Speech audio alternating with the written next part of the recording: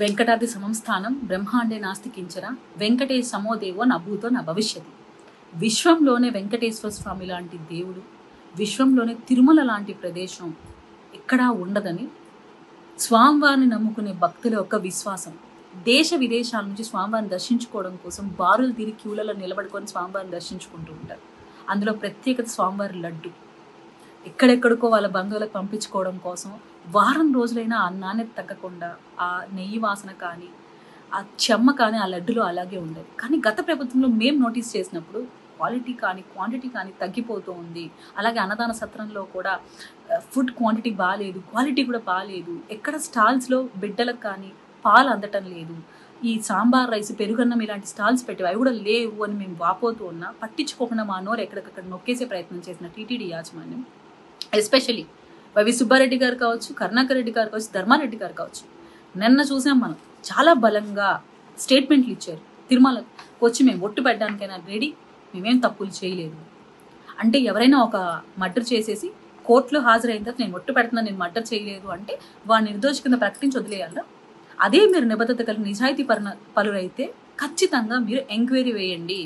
CM గారు చేసిన మాటలకు మేము కట్టుబడి ఉంటున్నాం, మా తప్పు అయితే మాకు శిక్షలు ఇంప్లిమెంట్ చేయండి అని చెప్పాలి.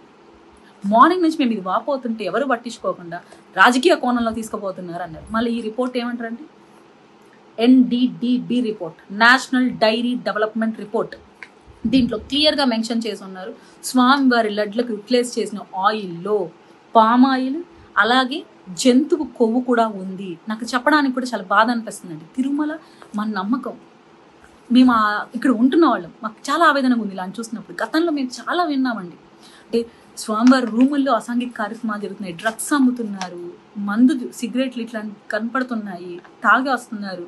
అలాగే స్వామివారి బంగారు ఆస్తులు అలాగే టెండర్లు అన్నిట్లో అవినీతి జరుగుతోంది. స్వామివారిని కొంతమంది డబ్బులు ఉన్న వాళ్ళకే పరిమితం చేస్తున్నారు. ఇటువంటివన్నీ మేము బాధలు పడ్డాం. కానీ ఈరోజు మేము మా అందరం ప్రీతికరంగా చూసుకునే మా స్వామివారి ప్రసాదంలో కూడా ఇంత నీచంగా దిగజారిపోయి కల్తీ చేస్తున్నారు. 320 రూపీస్కి కేజీ గీ పర్చేజ్ చేశారంటే థర్డ్ రేట్ గీ ఇళ్లలో వాడే వాళ్ళకు కూడా ఈ రేట్కి రావట్లేదు. మీకు ఎలా స్వచ్ఛమైన గీ వచ్చింది?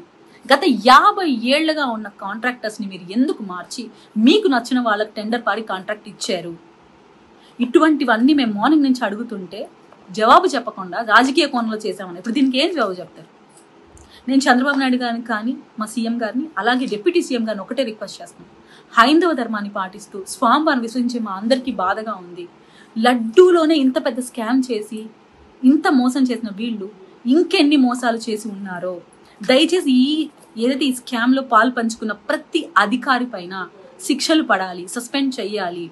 ఎవరైతే దీనికి పాల్పడ్డారో వాళ్ళు కఠినమైన చర్యలు తీసుకోండి. ఇటువంటి పునరావృతం కాకుండా ఇంకా ఏమేమి తప్పులు చేశారో కూడా ఎంక్వైరీ చేయాలని నేను సీఎం గారిని డిప్యూటీ సీఎం గారిని రిక్వెస్ట్ చేస్తున్నాను. జనసేన పార్టీ అధికార ప్రతినిధిగా అలాగే స్థానికురాలిగా కూడా తీవ్రంగా కలత చెందుతున్నాను. స్వామివారిని మేము ప్రీతికరంగా చూసుకునే మా ప్రసాదాన్ని, స్వామివారిని పరిరక్షించాల్సిన బాధ్యత ప్రభుత్వం పైన ఉందని విజ్ఞప్తి చేసుకుంటున్నాను. జై జనసేన, జై హింద్.